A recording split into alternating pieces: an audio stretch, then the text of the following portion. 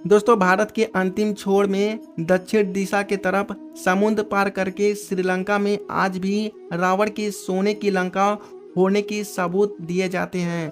हालांकि कई बार वैज्ञानिक और पुरातत्व विभाग की टीम द्वारा इस चीज में बताया जाता है कि आज भी श्रीलंका में रावण की लंका मौजूद है, लेकिन उसके कुछ अवशेष ही बचे हैं। हालांकि कहीं कहीं गहरी गुफाएं भी देखने को मिलती है। कहा जाता है कि इन गुफाओं में आज भी सोना चांदी मौजूद है, लेकिन कोई भी उन गुफाओं में जाने से डरता है, क्योंकि लंका का राजा एक ब्रह्म राक्षस था और मायावी था। बहुत से जादू उसके बाएं हाथ के खेल थे। लेकिन दोस्तों, क्या आपने सोचा है कि श्री राम जी ने जब रावण का वध किया तो उसके बाद उसकी पत्नी मंदोदरी का क्या हुआ, उसके भाई विभीषण का क्या हुआ, यहाँ तक कि उसकी अमूल्य सोने की जो लंका थी उसने शिव जी ने उसे क्यों भेंट में की थी, उस लंका क्या क्या हुआ। अगर आप भी इन सभी सवालों का जवाब ढूंढ रहे हैं तो आज आप सही चैनल पर सही वीडियो देख रहे हैं, क्योंकि आज हम आपको इन सभी सवालों के जवाब देने वाले हैं। तो बने रहिए इस वीडियो को अंत तक।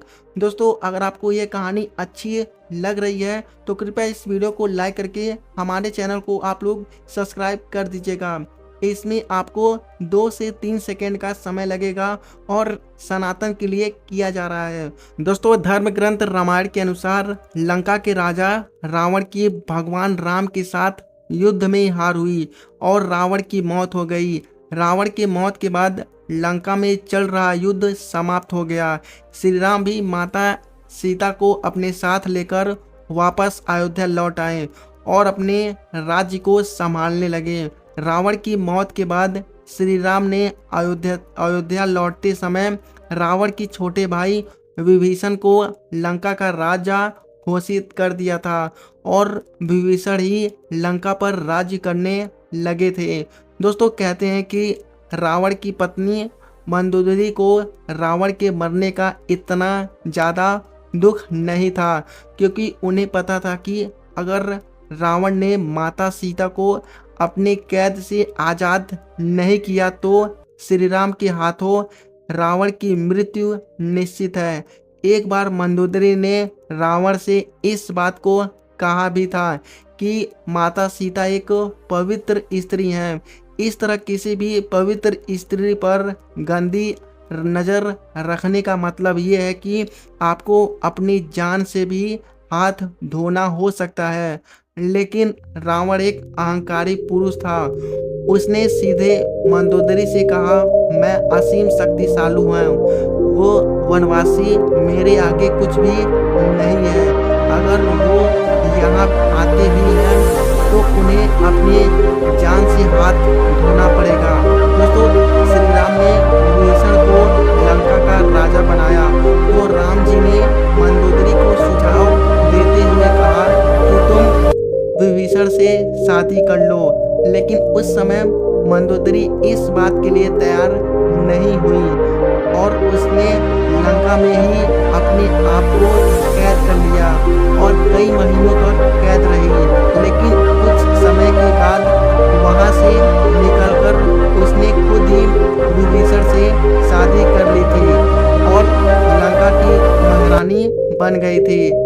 हालांकि लंका की महारानी वो पहले से ही थी, लेकिन अब विभीषण लंका राज्य में कोई भी फैसला लेने से पहले मंदोदरी जरूर सलाह देती थी और इस बात से मंदोदरी भी काफी खुश रहती थी। कहते हैं कि रावण की मृत्यु के बाद विभीषण ने ही लंका के हर क्यारी में माता तुलसी का पौधा लगवाया था और सभी लंका वासियों को श्री राम का गुणगान कहने को कहा था, जिसके बाद रावण के साथ साथ लोग श्री राम का भी गुणगान करने लगे थे।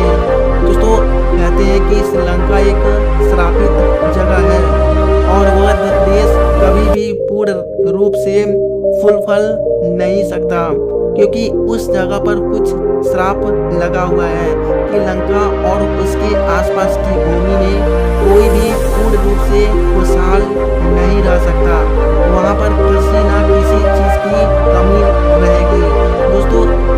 श्राप माता सीता ने ही रावण और लंका वासियों को तब दिया था जब वो अशोक वाटिका में कैद थी और श्री राम की याद में बिना पानी की मछली की तरह तड़प तड़प कर वह गुस्से में थी कि जिस तरह आज मेरे पास सब कुछ होते हुए मेरे पास कुछ नहीं है, उसी तरह ये लंका और यहाँ के लंका वासियों कुछ पाने के बाद भी खुशी के लिए तरसेंगे और आप लोग कभी भी आगे नहीं बढ़ पाएंगे।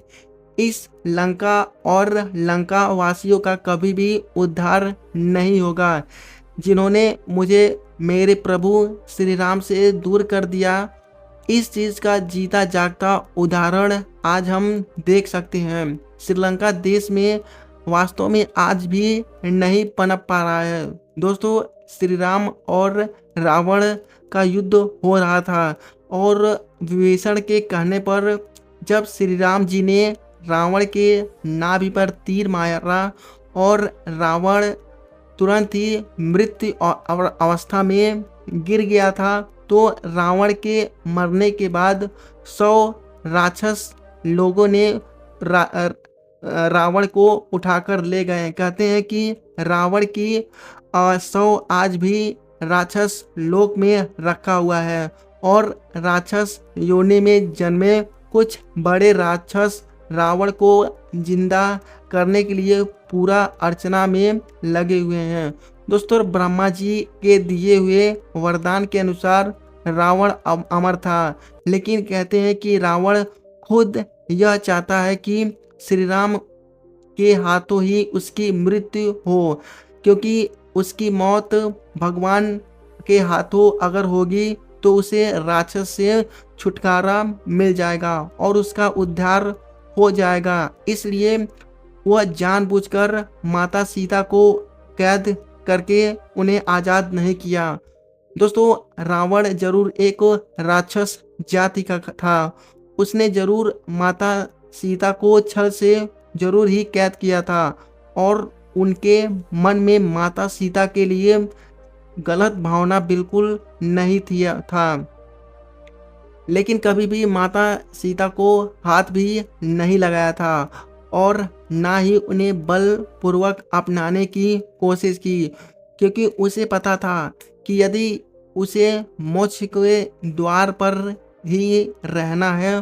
पुराणों की माने तो रावण को पता था आने वाले समय में राम जी और उसके छोटे भाई संपूर्ण वानर सेना के द्वारा उनका युद्ध होने वाला है। दोस्तों, जब रावण ने युद्ध के समय श्री राम के छोटे भाई लक्ष्मण जी को शक्तिवार लगा था, उस दौरान उसे बचाने के लिए वैद्य ने रोमांस पर्वत से आजीवन बूटी लाने को कहा था, जिसे जाकर हनुमान जी ने लेकर आए थे। उसी रोमशला पर्वत का कुछ हिस्सा श्रीलंका में आज भी मौजूद है। आज भी उस समय उस पर्वत में लोग जाना जरूर ही चाहते हैं। श्रीलंका की उस खूबसूरती जगहों में एक पर्वत है जिसके आसपास पर्यटकों का आना जाना लगा रहता है। इस बीच में आने वाले लोग से जब पूछा गया कि उन्होंने श्रीलंका में क्या क्या चीज़ देखी, तो उन्होंने कहा उन्होंने वहाँ कई सारी चीज़ें देखी, लेकिन इसके साथ साथ उन्होंने यह भी कहा कि श्रीलंका में आकर उन्हें ऐसा लगता है जैसे मानो प्राचीन समय में वास्तविक लंका ही यही थी, जिसके कुछ अवशेष आज भी देखने को मिलते हैं। इसके अलावा श्रीलंका की इंटरनेशनल रामायण रिसर्च सेंटर ने भी मिलकर 50 ऐसी जगह है निकाली थी जहां रामायण से कुछ घटनाओं का उल्लेख मिलता है। उनके अनुसार इन्हीं में से एक जगह ऐसी है जहां रावण के होने के सबूत मिले हैं, जहां रावण की गुफा है। गुफा काफ़ी ऊंचाई पर है। कहते हैं आज भी रावण का शव सुरक्षित रखा हुआ है। शोध में यह बात पता चलती है कि रावण इस गुफा में पूजा पाठ और तपस्या करता था।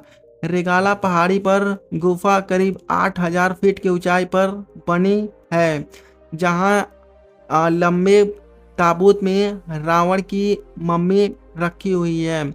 लेकिन घने जंगल और खूंखार जानवर की वजह से इस गुफा में कोई नहीं जाना चाहता। पुराणों के मुताबिक रावण का शव राक्षस लोक में राक्षस के पास है। लेकिन अन्य मान्यताओं में भी ये कहा जाता है कि जब रावण के मर जाने पर भगवान श्री राम ने विभीषण को लंका के साथ रावण का शव सौंप दिया, तो विभीषण ने राजपाट संभालने के चक्कर में रावण के शव को बिना दाह संस्कार किए वहीं छोड़ दिया। इसके बाद राक्षसी कबीले के लोग रावण के शव को अपने साथ ले गए। वह शव को उसी गुफा में ले गए जहां रावण पूजा पाठ करता था। राक्षस रावण को जिंदा करने के लिए बहुत कोशिश किए, लेकिन सफलता नहीं मिली। आखिर में उन्होंने रावण के शव को मम्मी बनाने का फैसला किया। उन्हें उम्मीद थी कि इस तरह वह जिंदा उसे कर पाएंगे। रिसर्च के मुताबिक रावण की मम्मी रेगला के जंगलों में सुरक्षित रखी गई हैं। श्रीलंका में कुछ लोगों का यह मानना है कि एक दिन रावण का मृत्यु शरीर फिर से जाग ही उठेगा। दोस्तों, रावण का शव जिस ताबूत में रखा गया है उस पर एक खास किस्म की लैंप लगा हुआ है। कहते हैं कि इस लैंप की वजह से ताबूत आज भी सुरक्षित है। ये ताबूत 18 फीट लंबा और 5 फीट चौड़ा है। कुछ लोगों का यह भी कहना है कि इस ताबूत के नीचे रावण का बेशकीमती खजाना भी दबा हुआ है। रावण के जिंदा होने के साथ साथ खजाने की ये बात किस हद तक सही है, ये तो हम आपको नहीं बता सकते, लेकिन आपको ये सारी बातें सुनकर एक चीज़ पर विश्वास हो गया होगा कि रावण आज भी है। भले ही वह एक मम्मी के रूप में हो, लेकिन इस धरती पर मौजूद है। दोस्तों, रावण के बारे में पुराण में लिखा हुआ है कि रावण शिव जी का बहुत बड़ा भक्त था। लोग शिव की पूजा में शहद, दूध, दही, इत्र, बेलपत्र आदि चढ़ाते हैं। लेकिन रावण शिव जी का इतना बड़ा भक्त था कि शिव जी को अपने सिर काट कर चढ़ाता था। कई विद्वान लोगों के अनुसार रावण जी माता सीता को कैद किया था, क्योंकि वह जानता था कि ऐसे करने से वह भगवान के हाथों जरूर मरेगा और उसे एक राक्षस योनि से छुटकारा मिल जाएगा। और वास्तव में वैसा ही हुआ। दोस्तों, रावण एक राक्षस होने के साथ साथ ज्ञानी पंडित भी था। कहते हैं कि उसे बीड़ा बजाने का बहुत ही बड़ा शौक था। शिव जी का आराधना के बाद रावण अक्सर बीड़ा ही बजाता था, लेकिन उसके जीवन की गलतियों ने उसके जीवन को ही खत्म कर दिया। और इसके बावजूद आज भी रावण की पूजा होती है। आपको समझ में क्या रावण सच में एक पूजनीय लायक प्राणी है? आपके अपने विचार कमेंट में कमेंट करके जरूर बताइएगा। और जाने से पहले वीडियो को आप लोग लाइक करिएगा। ऐसी वीडियो इस चैनल पर आपको देखने के लिए हमेशा मिलेगा। तो वीडियो को आप लोग लास्ट आप लोग को देखने के लिए आप लोग का बहुत बहुत धन्यवाद।